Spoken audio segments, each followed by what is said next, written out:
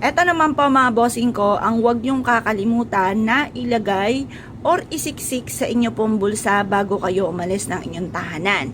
Kahit anong araw po ito mga bossing, basta bago ka umalis ng inyong tahanan, ito po isisiksik nyo sa inyo pong bulsa mga bossing. Kasi minsan, pag sa ating bag mga bossing ko, nalilimutan po natin na, halimbawa, may pinuntahan tayo, ilalapag natin yung bag po natin. Nalilimutan na po natin na meron tayong bawang po doon mga bossing. Bakit natin kailangan gawin po ito? Kasi mga bossing, minsan, sa mga lugar na napupuntahan natin, hindi natin nakikita yung mga negatibong enerhiya na nasa paligid. Na minsan, kapag wala kang ganito, ay mapapasin ninyo. Halimbawa, nag-ahinti ka ng lupa, halimbawa lang. Ngayon, doon sa pupuntahan ninyo, ang daming negatibong enerhiya.